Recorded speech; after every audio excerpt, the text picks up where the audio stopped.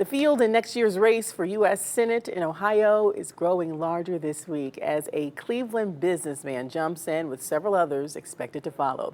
News 5's John Kosick joins us now. And John, all of the action so far has been on the Republican side. Yeah, Courtney, that's a nod to the feeling that the state is still a Republican state given the results of what happened last November. But one key Democrat, though, inching closer.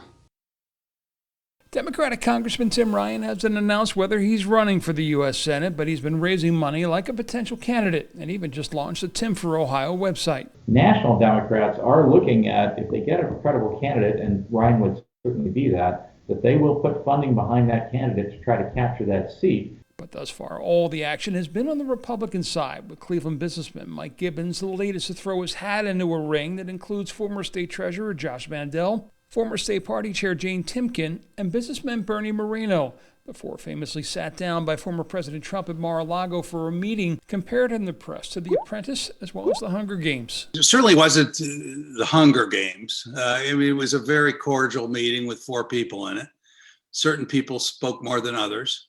A lot of it was sloganeering. And generally, when I spoke, I kind of concisely said how I viewed it. Gibbons ran against Jim Renacci for the Republican Senate nomination in 2018, winning 38 counties in his loss, running as a political outsider, which he will do again. People want to hear authentic people that tell the truth, and that is what I do. Another potential GOP candidate is hillbilly elegy author J.D. Vance, who saw a $10 million donation into a PAC supporting him by PayPal co-founder Peter Thiel. He can really capture that populist Republican rural vote that he very much reflects in his own experience and in what he wrote about in his memoir.